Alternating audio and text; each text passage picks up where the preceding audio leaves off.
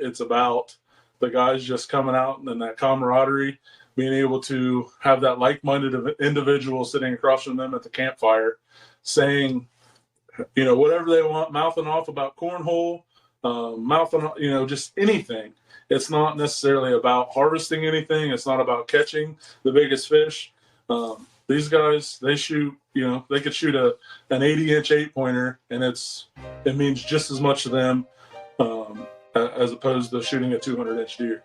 You are now tuning in to the Roughnecks podcast with your host, Cole Nixon. Much love. One last thing before we get into today's episode. A lot of people ask how they can support the podcast. Well, I have a couple easy ways. The first way is just listen and subscribe. And another thing you can do is go follow the Roughnecks podcast on social media. We're on Instagram, Twitter, TikTok, Facebook, and YouTube as well. If you get something out of today's show, then do me a favor. Share it with a friend. If you really want to go above and beyond to support the podcast, then head over to roughneckspodcast.com and get you some of that merch. I appreciate all of the support, but let's get into today's episode.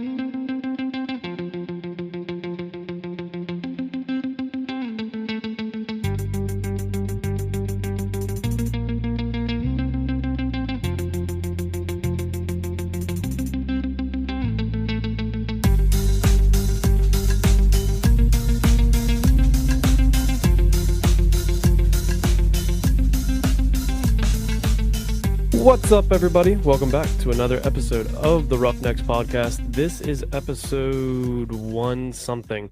I'm not sure exactly when this episode's coming out yet. But today I have a awesome guest that I'm super excited to have on.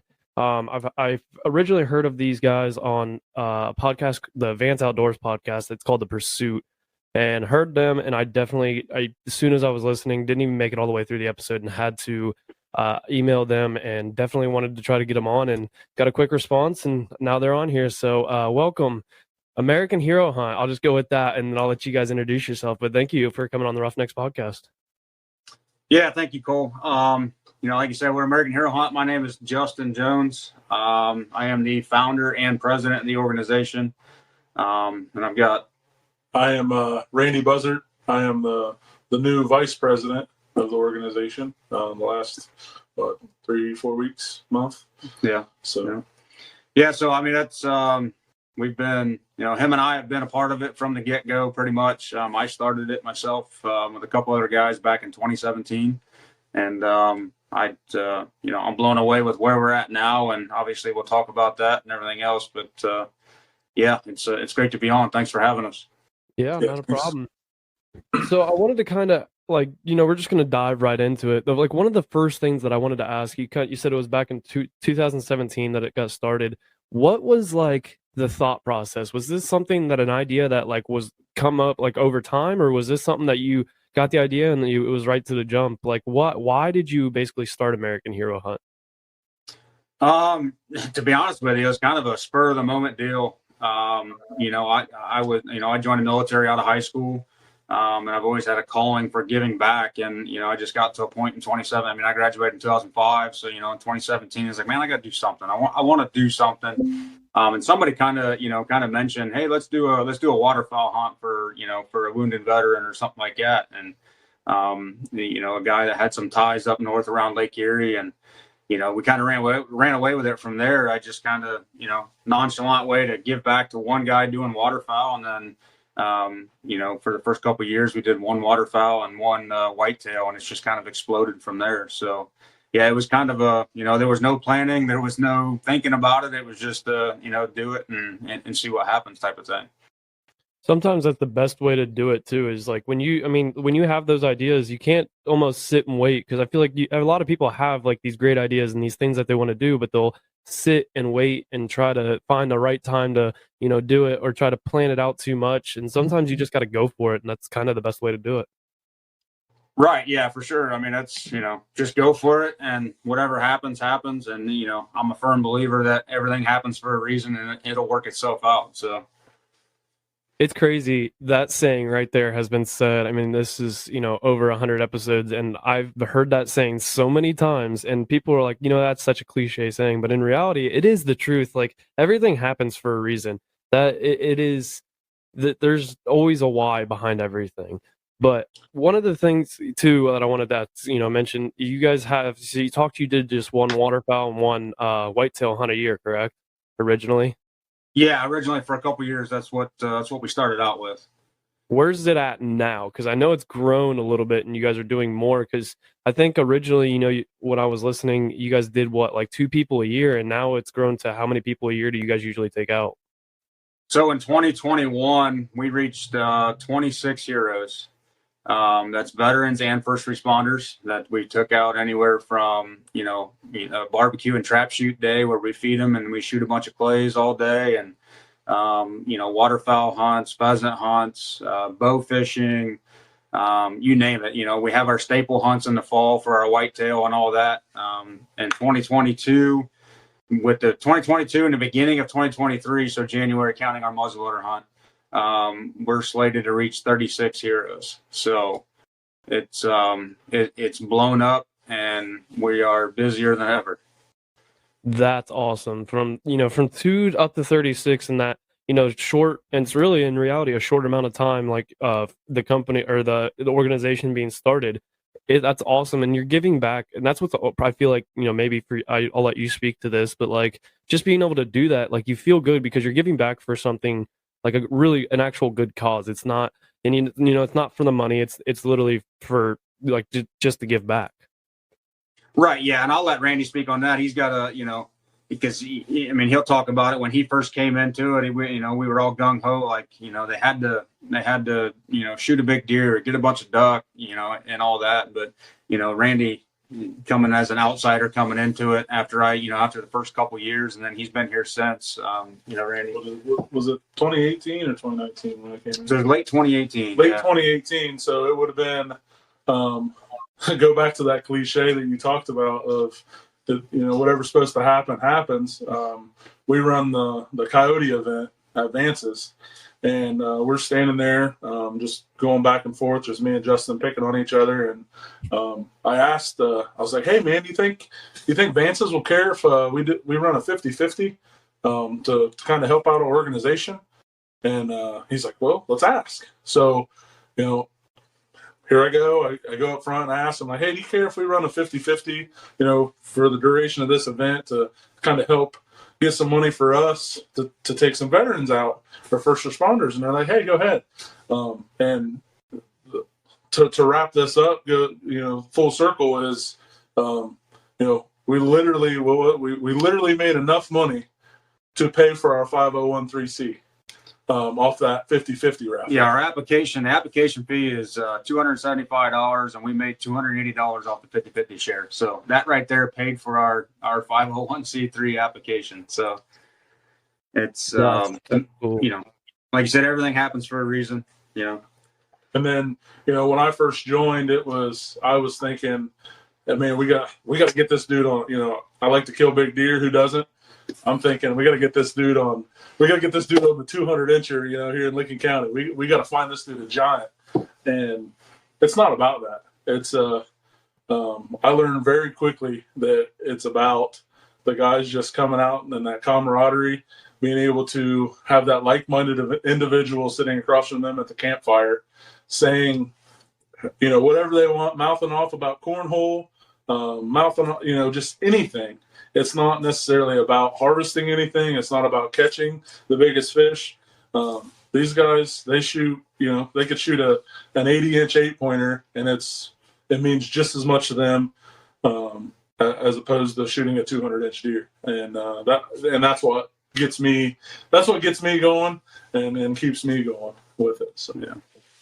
Yeah, for people who hunt and fish and basically do any like the outdoors types of stuff, you kind of come to realize, like at first, like of course everybody wants to catch the big fish, everybody wants to shoot the big deer, like that's kind of like everybody loves to do that, but you start to learn over time that it's more than just that in hunting in general and stuff like that. it's not just about the, the kill. It's about the process and like, spending time out in the woods, spending time on the water, whatever it is, and just being able to almost like relax and let go and just kind of enjoy yourself. And that's where it's awesome. Like, a lot of those veterans and first responders, they almost sometimes are overworked. Like they're tired. They just need that break. And, to have, like you said, like-minded people that you can just talk to, mouth off, whatever, like just mess around. And it's a very good thing, because that's the thing about the outdoors, is it just allows you to kind of take a step back sometimes from reality and just truly take a break.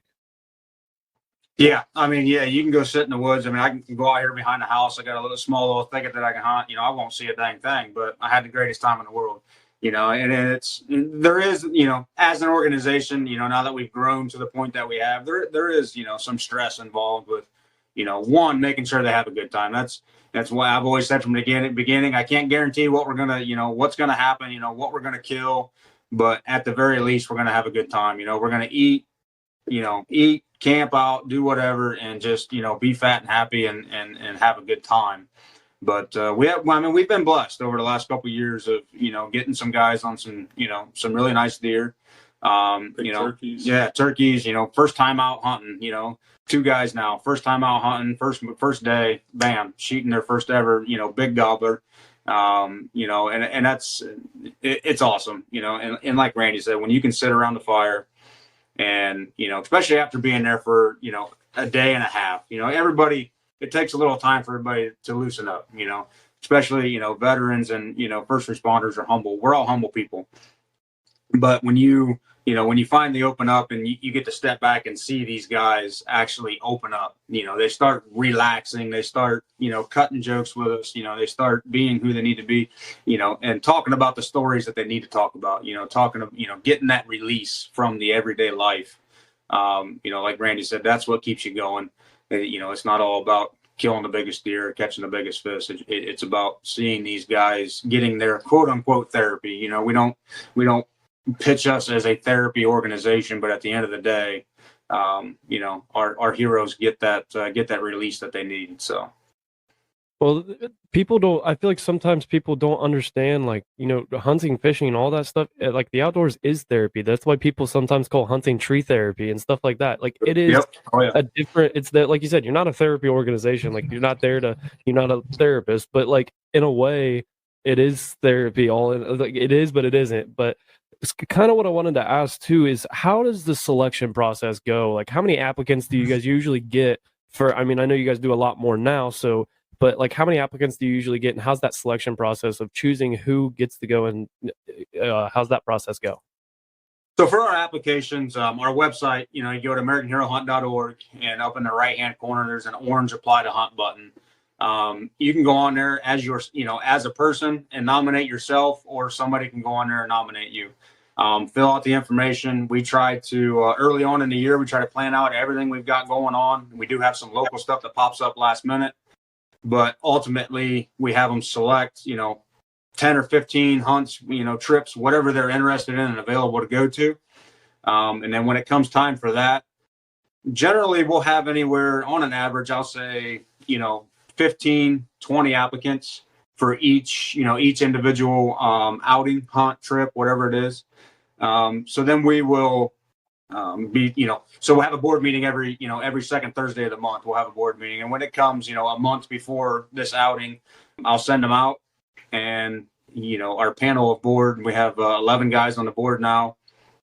We will basically sit down and get our top 3 to 5. We try to narrow it down to 3, each individual top 3, bring those to the table, to the meeting. And if John Nixon is, number 1 for, 5 different guys, then obviously he's going to be pretty close to the number 1 pick, if not the number 1 pick. And then we'll go down the line. Some of our hunts, we do take 2 guys on, and we'll always try to, have a reserve, but usually we'll call them right there in the meeting. We'll put it on speakerphone. However many of us are there, we'll call them. And the best thing about that is when you can call somebody that was nominated and they didn't even know they were put in for it. That for us is the biggest. We had, a couple years ago, we had Mr. Les George. He was put in by his wife. He had no idea. And he came out on a turkey hunt with us and shot a turkey on his first day. And, that's to us is nominating somebody. And so, I mean, that's pretty much the process in a nutshell type deal.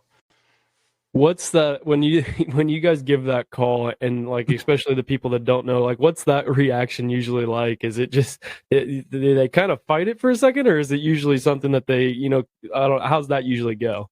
So usually they don't answer on the first call because they think we're calling them about their extended car warranty.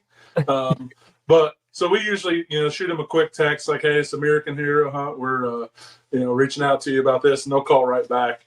The people that do answer right off the rip, it's, "Are you kidding me? Let me ask my wife. I got to check with my wife." And like he brought up Les, it was like he's like, "I got to ask my wife," and we're like, "We can't wait for that because she's the one that nominated you, so she's happy for you to go." Yeah. So, but everybody's always like, "Oh, let me ask my wife." I mean, and our rebuttal to the ask the wife is just say yes, and ask for forgiveness later. We all know how that goes. Yeah, exactly.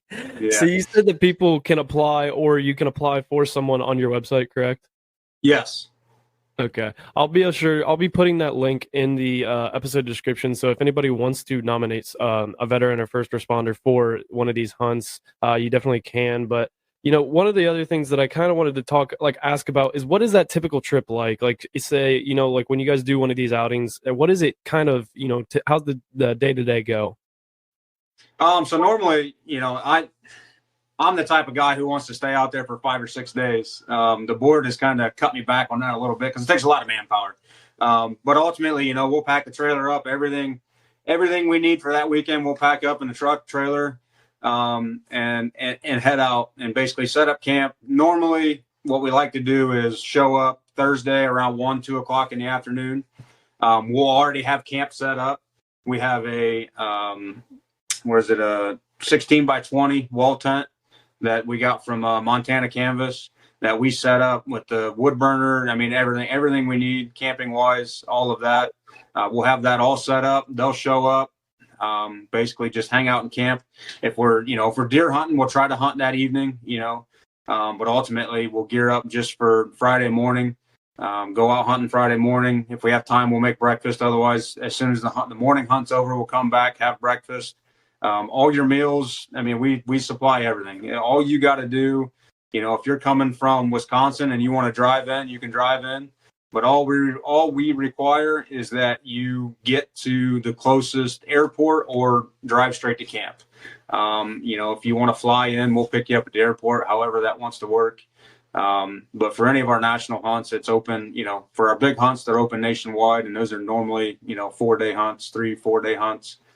But one of the things that, we try to always do is use our sponsors, Cabela's, Vance's, High Point, all the local guys have it. We try to get gear that we can supply these guys and gals head to toe. Everything they need, from a face mask down to gloves, decoys. I mean, if it's turkey hunting, whatever.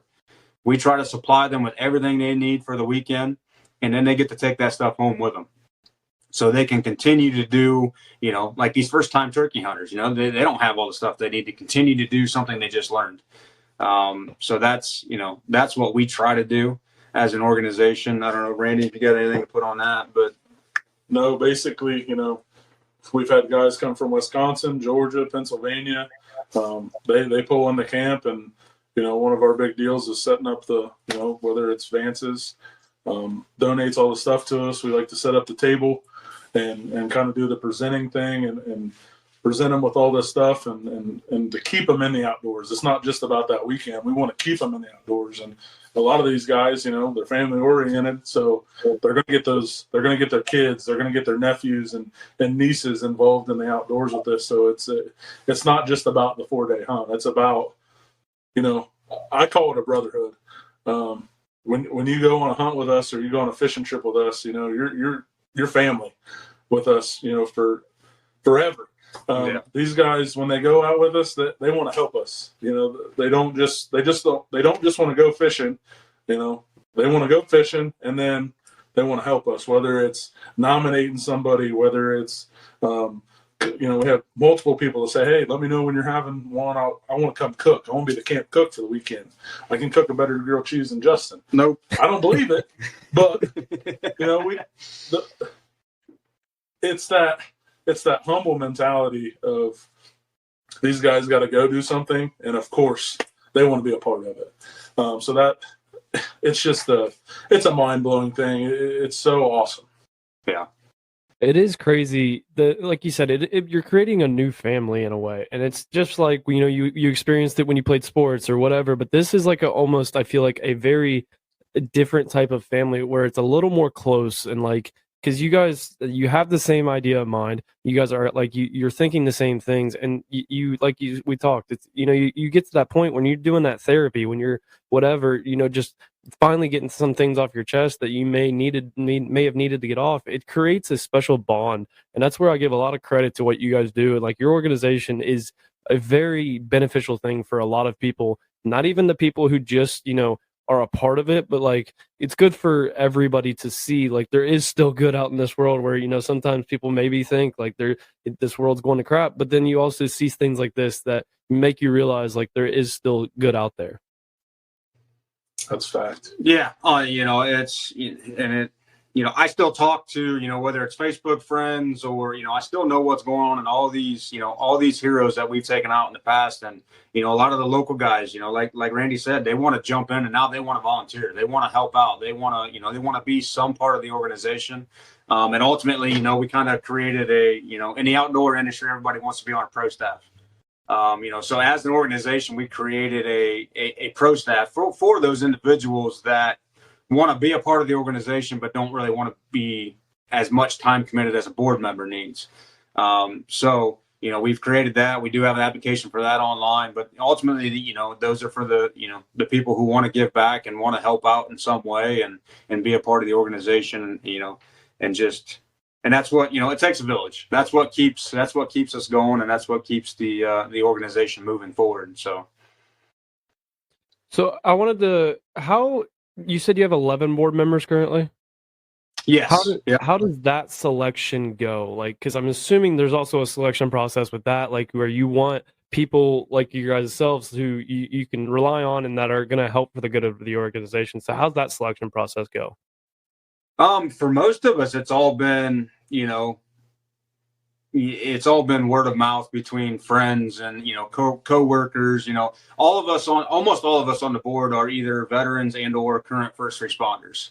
I think there's only 3. I'm not. Yeah. I think there's a total of 3 that's not a veteran or first responder. Right. So ultimately that's that's where a lot of the the internal brotherhood is at. But it's kind of, we don't necessarily have an application period for, an application for a board member, but ultimately, we took a guy, we had our barbecue and trap shoot last year out at Dillon Sportsman Center. And the dude can flat out shoot, let me tell you. Yeah, this guy can shoot. He made us look terrible. Yeah. But he just started showing up to meetings. He said, "Hey man, when's your guys' meetings? And where are they? And I want to give back. I want to be involved." And this guy just, he ran away with it. He, Mr. Dan White, who is part of our board now, he came on board, and he's always been there. Every outing we've got going on, every event, if he tries his damnedest to be there. And at the end of the day, that's what the organization needs, because we're getting to the point now where we have multiple events going on at, we got conflicting events on the weekends and stuff like that, whether it's fundraising events or, actual outings going on. And we need guys who can, come in, do both, come in and figure out who we are and what we do and, the way the organization runs. Obviously put their input into it, make it better, but then step up and run an event or do this and do that. And, but so going back to the original question, we don't have an actual application. It's kind of, we have a full board for us would be 15 members. We have our 5 officers, and then you would have 10 regular board members. But ultimately it's, we just need, people who can commit. The biggest thing is the time commitment, because it does, like I said, it takes a village, and it's tough at times. I say we're going to we get to our slow season. Right now it's supposed to be our slow season, but we've got so much stuff going on. We're not even slow anymore. So I was gonna say, do you guys even technically have a slow season now? Like, because like with you guys having so many, because I'm looking right here on your website right now, and you can just go to the events tab, and you got what the July 17th, August 6th, August 21st, and it like feels like it never stops. Where there's a few weeks in between that, but that's a few weeks of basically getting ready for the next event.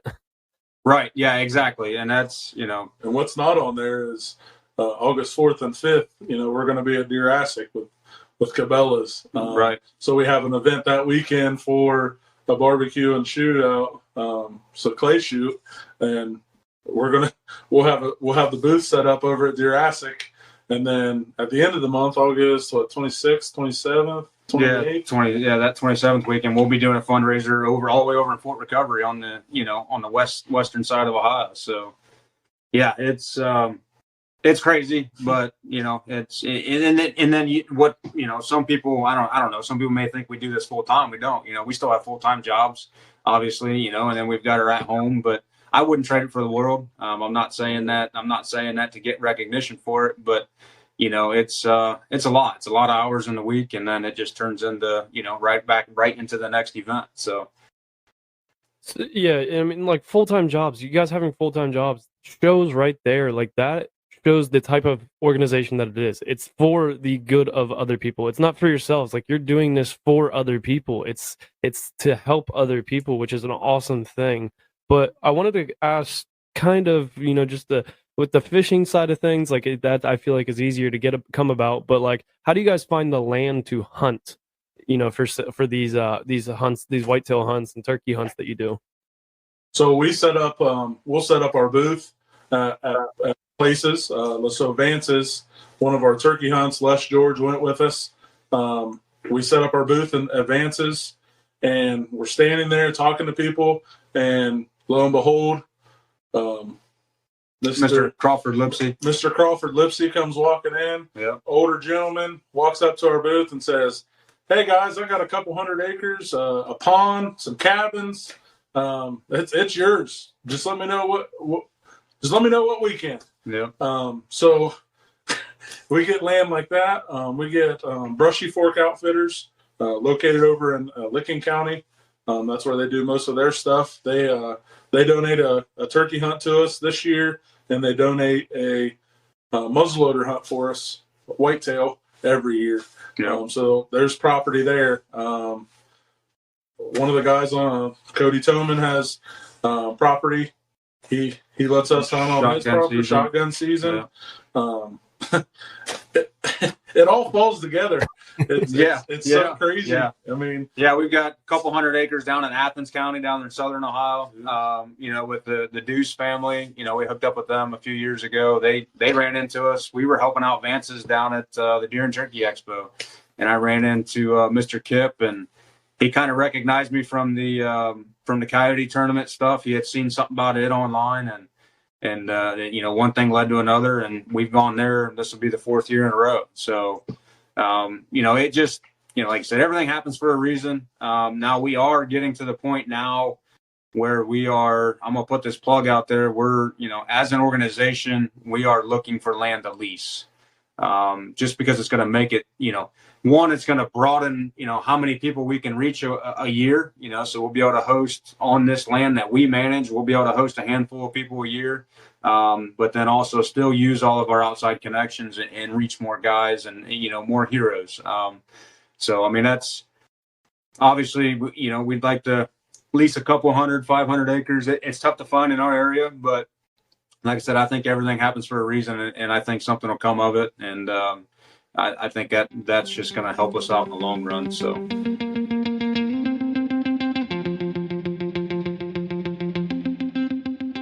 Today's episode is brought to you by roughneckspodcast.com. If you want to support the podcast, then head over to roughneckspodcast.com and grab you some of that Roughnecks merch. We have everything from t-shirts, long sleeves, sweatshirts, hats, and many more. Stay up to date on the website for new merch coming every couple months. You can place an order and it'll get sent directly to your door, and I don't even take any of the money from it. The money gets put right back into the podcast to continue to improve it for you. If you can't afford to buy some merch this time, then simply just subscribe to the newsletter, and it'll keep you up to date on all the new things that are coming. I appreciate all of the support you guys give. It doesn't go unnoticed. Let's get back to today's episode.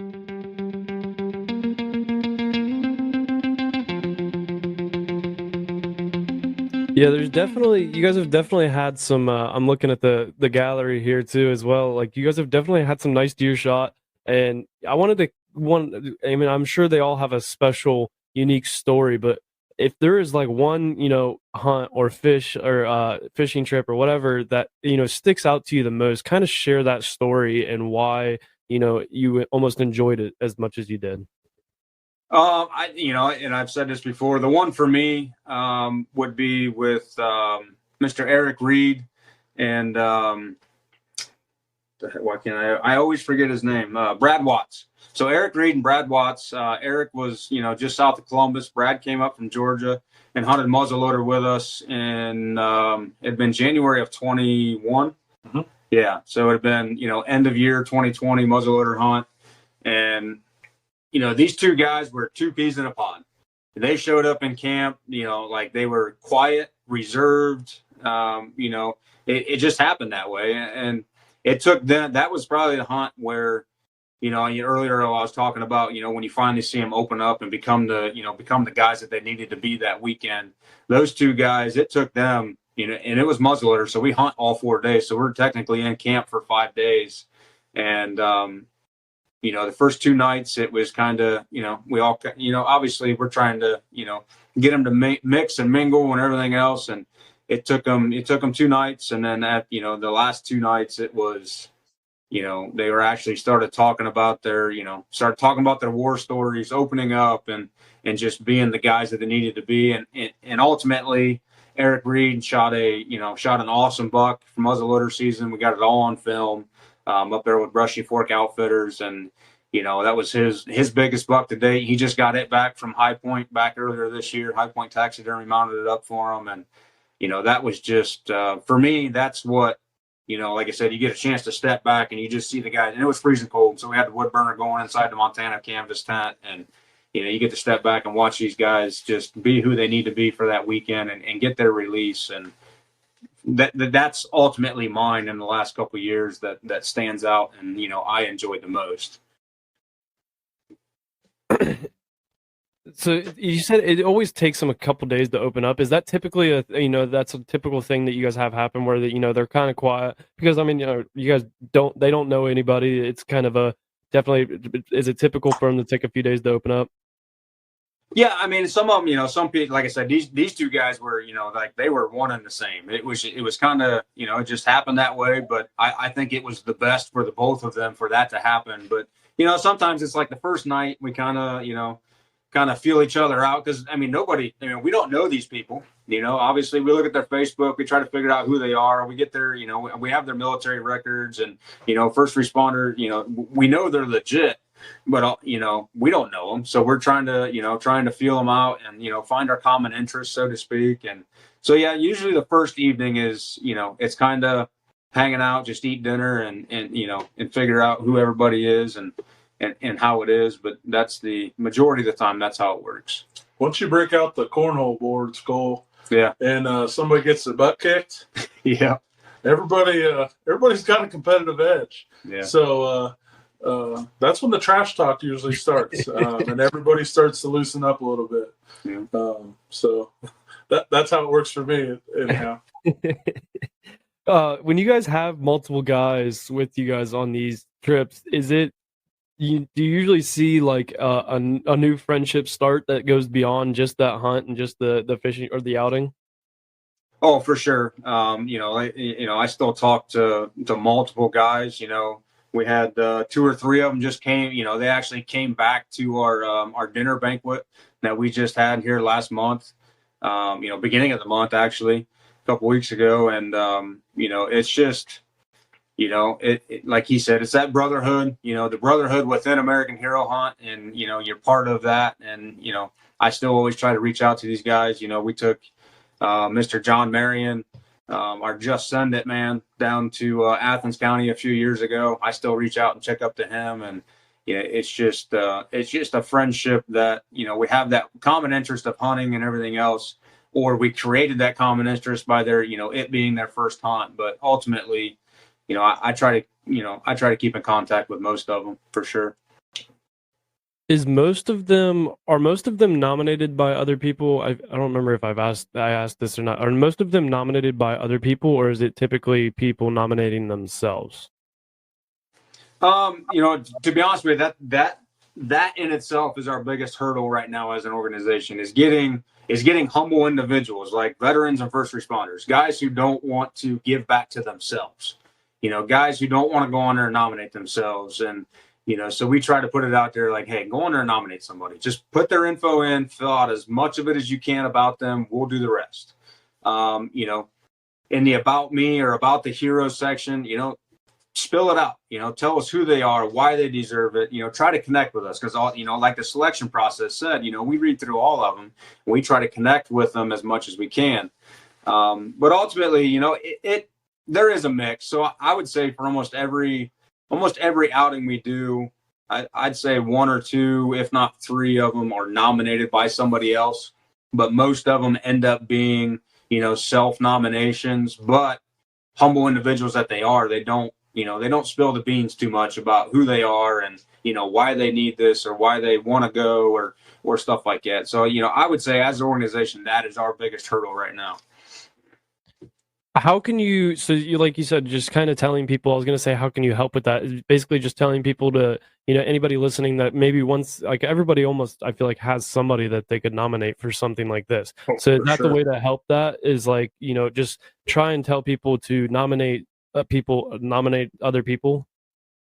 Yeah, for sure. Ultimately, that's, if someone's listening and they like, oh man, I got this, or my brother-in-law or whoever's a veteran or still in the service, when it comes to that, we don't discriminate at all. It's veterans, first responders, whether you're active, retired, National Guard, it doesn't matter. If you have a military or first responder history and it's all valid, put them in for it. Ultimately, like I said, we need to be able to sit down at these meetings and, and actually have arguments with each other about why we think this guy should go versus this guy and everything. And that's what makes it fun for us is trying to, it's tough. It's tough to narrow them down, but ultimately that's the business, so to speak, that we're in. And we, we'd like to give back to every applicant that puts in, or somebody that nominates. So yeah, the biggest thing would be word of mouth. If you're listening and you think of somebody that you want to put in for an outing, whether it's a 1-day fishing trip or anything, just put them in for it,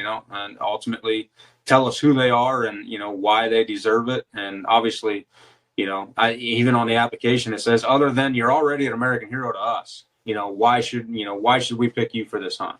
Mm-hmm. Yeah, that's awesome. So where do you want the future of this organization to go? Like, what is the plans? If you have any idea of where you want it to go, where do you want this to end up? For me being the founder of it, I want it to go, nationwide. I want it to go to a full-time gig to where, it's something that, and it's not too far from it. Honestly, we put a lot of hours into it. It's getting to the point where it needs someone's full-time attention. But that's where I want it to go. I've had dreams in the past, of, American Hero Hunt owning some land, owning a big chunk of land with a cabin or something, a lodge on it, so to speak, with a big pond that, we can own as an organization, host outings, host events and still reach heroes nationwide, have a team nationwide. Say you live out west and you want to be involved, figure out who we are, how we like to run things, and we can send somebody out to Wyoming, to somebody that lives out there already and do some antelope hunting. That just betters our odds and betters our reach. That's my personal goal. And I think a lot of us organization wise are pushing to grow. Obviously, the more we reach, that's the business we're in. The more heroes we reach, the better we're doing, because that's what we're here to do. So, I mean, ultimately, just a few years ago, Justin and I were pinching pennies to take a guy out on a pheasant hunt to see how much we could afford to. We're putting our own money together to try to figure out, how many birds we're buying. What are we going to dinner afterwards? And that's, not saying that for any recognition or anything like that. It's that's how far we've came in a short time. Yeah. To pinching pennies to actually having some bankroll to go do something. Yep. And it's not far. Justin's right on point. It's not far from being there. We've had tons of support locally, whether it be just a random guy throwing $1 in the bucket to our organizations, High Point Taxidermy, Vance Outdoors, Kroger's, anybody that throws some stuff towards us has been huge. Here recently, we just finally got into with Cabela's, and they're wanting to do so much for us. Basically, in the first 5 minutes, they give us a spot in their booth at Jurassic Classic, and I don't know, but to me, I was floored. Yeah, it was. I mean, that's one of the biggest events in the Midwest, in my opinion, for a deer hunter. And there's just so many avenues that are just being opened, and you just we're one phone call away from who knows what at the end of it. Yeah. You never know what's gonna happen. Never. When you guys were, pinching those pennies, did it almost sometimes feel like it was discouraging, or did you always, in the back of your head know, like, it's going to continue to grow? I'll answer this. Yeah. So to me, I'm tearing up a little bit, but to me, that's the foundation of it. It was not discouraging at all. It was awesome. It was awesome to be able to give back to those guys, and we weren't taking money out of our families' mouths by any means or anything like that. It just, no matter how big we get, I don't ever want to forget those times. Those times were what built us, in my opinion. Right. And those times meant a lot more to me than today's times. It seems so. I guess we're blessed. We're blessed with being able to do that.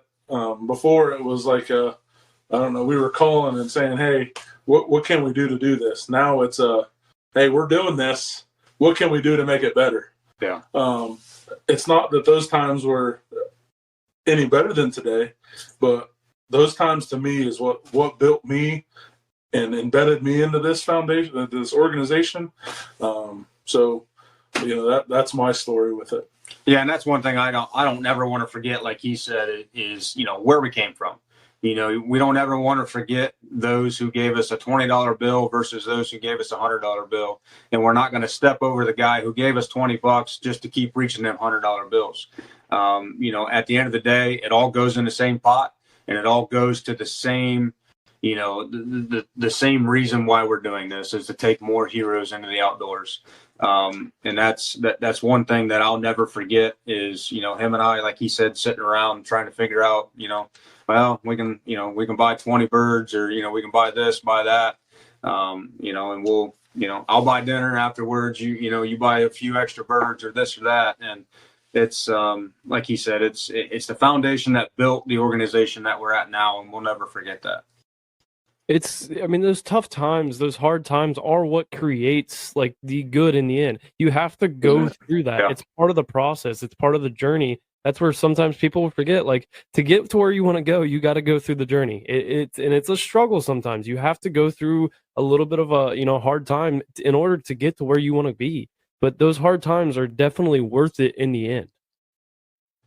Yeah, for sure. You got to climb that ladder, and like we said, that's God has blessed us with everything that we're able to do, and brought us to where we are, and He's just going to continue to push us where we want to go, and where He wants us to go ultimately. But it's just like you said, it's humbling, and at the end of the day, that's what keeps us pushing forward. Whether it's him and I procrastinating up till midnight, trying to figure this out and everything else.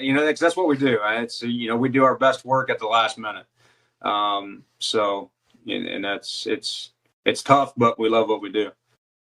That's what's important. You love what you do. That is, I feel like, the most important thing. Whether it be like, if you're gonna do something and you don't love it, I've talked about it on this podcast before. Like, if you have a job that you hate, why are you still like, why work it? Because how much time you spend on it, why are you gonna spend so much time? Because even if you don't like it, then you're probably gonna half-ass it to where it's not even really gonna truly benefit you or anybody else. So if you got to find something that you love to do, you got to find your passion in a way, and run with that, because that in the end, like, it's going to be way more enjoyable. Yeah, and that's a saying that it's kind of cliche, but do something you love and you'll never work a day in your life. Mm-hmm. You know what I mean? That's find what you love to do, and it'll never be work to you. You know what I mean? It's you're gonna have hard times, and you're gonna have hardships, growing pains, so to speak. But ultimately, it's that's what keeps you going. So, kind of a couple other things. Oh, I wanted to mention, how can people, if if there's one thing somebody could do, whether it be donate or help out, how can people help out the organization from an outsider standpoint? Yeah, like we talked, nominate heroes, or just spread the word locally, or organizations. Someone wants to donate land or anything like that. But then ultimately, it's I don't know. It's social media. Everybody. We kind of live or die by social media. We have our biggest presence is on Facebook. We try to share on there what we're doing and everything else. But the old cliche stuff, like the page, share the page. Get it out there and just continue to like the content that we put out, because ultimately that's what makes more people see it. It's just. Obviously monetary donations are always welcome. Gear, if you're with an organization that has, some line of gear, or, whether it's outdoor industry, camping, anything like that, because we do. I mean, we set up full weekend camps. It takes everything. It takes, us still using our personal coolers. Cabela's just gave us a nice cooler that we're able to, start using now. But ultimately, it takes a lot, so we're open to anything. And like we said, we are a 501c, so every donation is tax deductible according to IRS code. So, and not no matter where you're at, something that was just brought to light to me. One of the ladies that came to our banquet back on what day did we have it? June 6th. June 6th.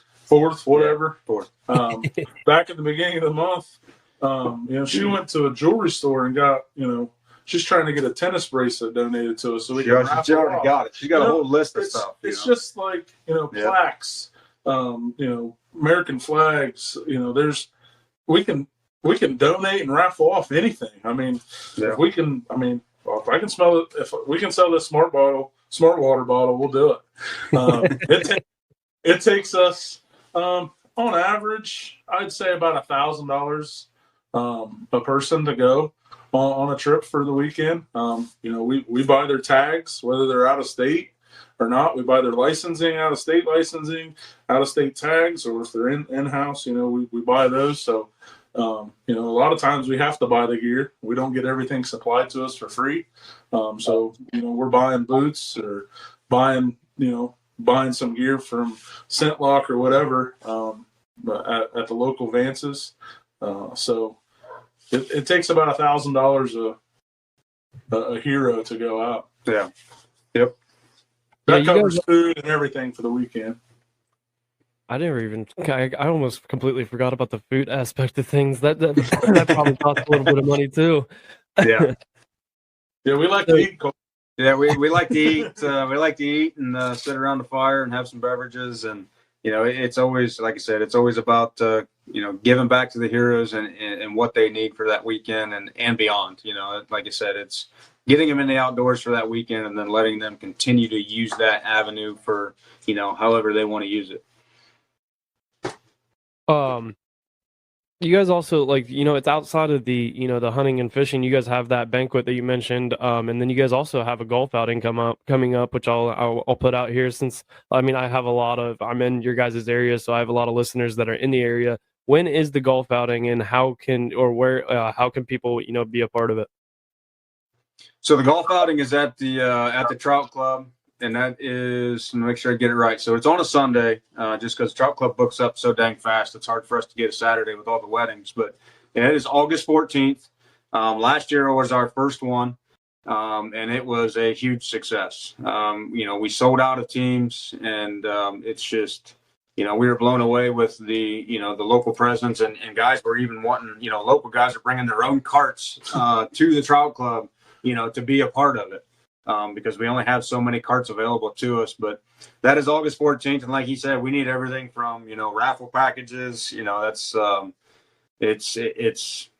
ultimately it's a fundraiser, but it's a day to hopefully give back to some local heroes that want to come out and golf, but then also, raise money for us. But, so the website is AmericanHeroHuntGolfOuting.com. And registrations are open. We will run those through probably August. I think it's August 9th or 10th. We'll let those run. Everything's self-sufficient right there. We do need sponsors for that. We're looking for beverage cart sponsors. We're looking for, hole sponsors, $100 a hole sponsor that gets you a 12 by 18 yard sign on the hole or tee box. We're needing dinner sponsors, stuff to cover those, and those will all get you, signage. That is presented by Matesic. They got Budweiser on board, so that's presented by Budweiser this year. And we can't be more excited for Budweiser to team up with us and do that. That's a big deal for us too. So it's going to be a great time, and I hope guys can come out and see what it's all about. We're going to have the golf cannon, hopefully again. We're reaching out to the golf cannon. That's pretty sweet. Shoot your golf ball out of, we'll put that on the closest to the hole. We'll win some prizes for that, but it's going to be a good time. Definitely going to be looking into that myself. And I've mentioned, me and you were texting about it, where that's something that might be in my future as well. And I was wondering, talk to you a little bit about the hassle of, starting it up. But definitely like that. We're going to move on to some of the final things of this episode, but it's a different episode than it's a little bit more atypical than my other episodes, but I definitely wanted, this all you guys on.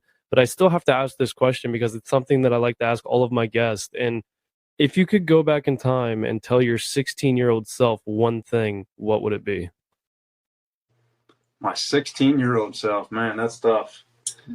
Gas prices were going to be $6. Yeah.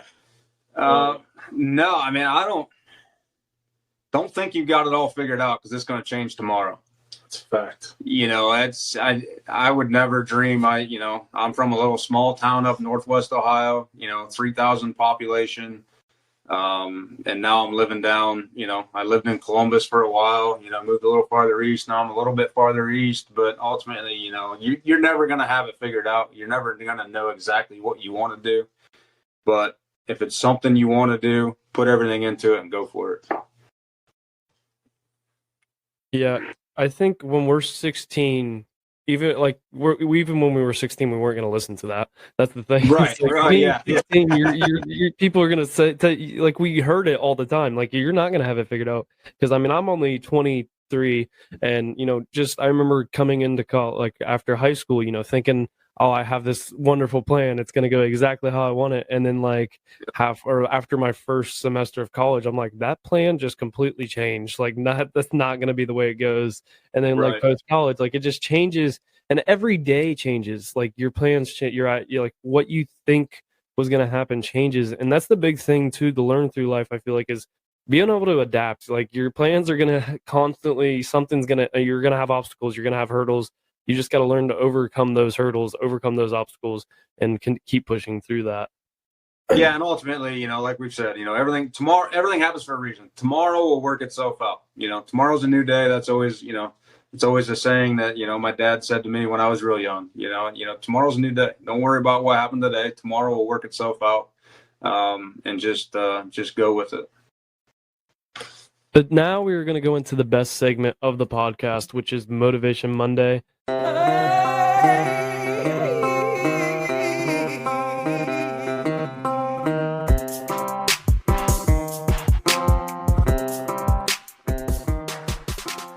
Motivation Monday is the point in the episode where I allow the guests to give the Roughnecks listeners a little inspirational bump to set the tone for their week as they listen on Monday morning. So I'm kind of curious to hear what you guys got for Motivation Monday, because I'm feeling like it's going to be, a little different than some of my others, but I'm still going to really like it. So I haven't listened to any of your other podcasts. Justin really just sent this to me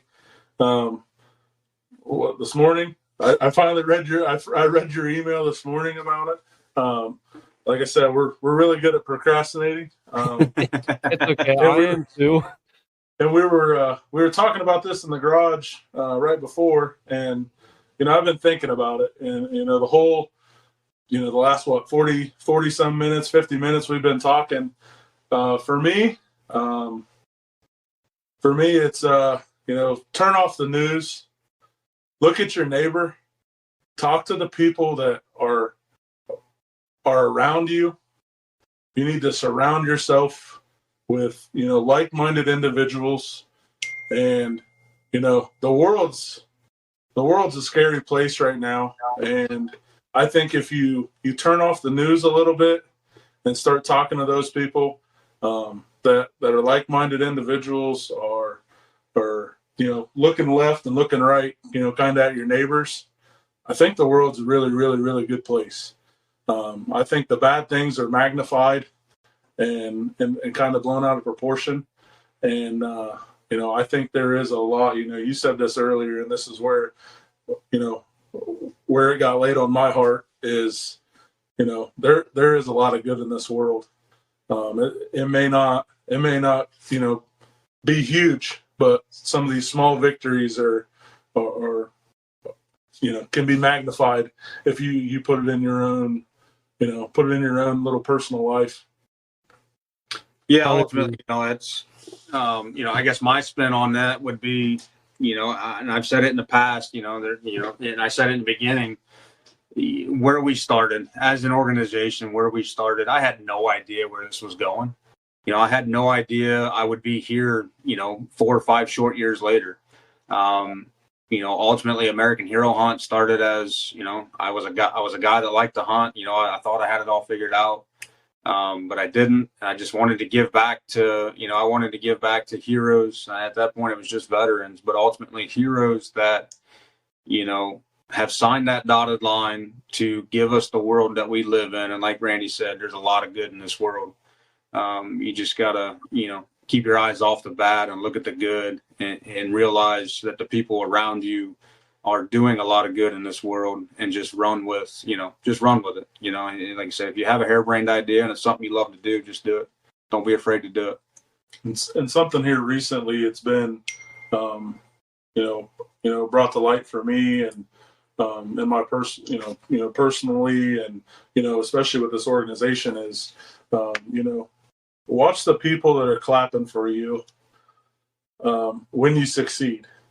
Watch, look at those people, and, the people that aren't clapping for you when you're succeeding as an organization, that their hearts aren't in it for the, for the right reasons. Yeah. So, I think that's a big takeaway for me too, is watch those people. Yeah, I really like those things, and sometimes going off what Randy said, I don't even know if we can call it the news anymore. Sometimes, like I said, it gets exaggerated, but it's people always think like that. That you have to.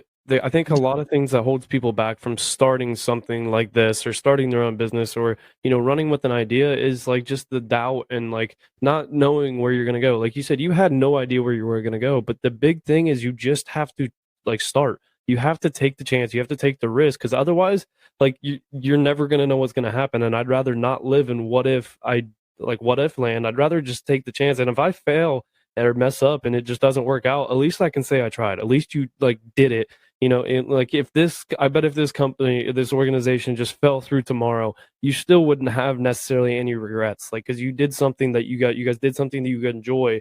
You found like you helped out people. So that's the big thing though. Like if you have an idea, if you have something that you want to go after, if it's your passion, just go start. Just take the chance. Even if you just start, looking into it, researching it, or whatever it is, you just have to take the chance and go do it. Yeah, ultimately, take that risk and everything else will work itself out. Everything will happen for, like we said it, I think 100 times, in the last hour, everything happens for a reason. It'll work itself out. Yeah, I really appreciate you guys coming on. That's a wrap on this episode of the Roughnecks podcast. What are your guys' social media so that I'll put them in the episode description as well if anybody wants to follow. So what are your guys' socials tags so that anybody who wants to go follow you on social media? So for Facebook, just punch in at American Hero Hunt. And then Instagram is American_hero_hunt. We are not as active on Instagram. I'm working on that myself, but ultimately, Facebook is where we're at, and AmericanHeroHunt.org is our website. Definitely go give them a follow. Go check out their website. If you guys have anybody that you think would be good for a hunt, definitely nominate them. It's just right there on the website. The website will be in the description. Appreciate you guys coming on. But until Friday, you guys know the deal. Life is hard and it's going to knock you down just like a bull does to a bull rider. Don't let the bull of life walk all over you. Get up, grab the bull by the horns, and take control of your life. Roughnecks out.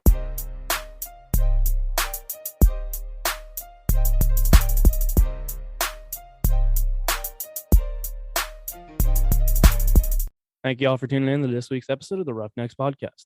If you like today's episode, then be sure to subscribe, rate, and review, and share it with a friend if you got some value from it. Head over to social media and follow the Roughnecks podcast on Instagram, TikTok, Twitter, Facebook, and subscribe to that YouTube channel. Don't forget to get you some of that merch by heading over to roughneckspodcast.com and subscribe to the newsletter while you're there. See y'all next week. Roughnecks out.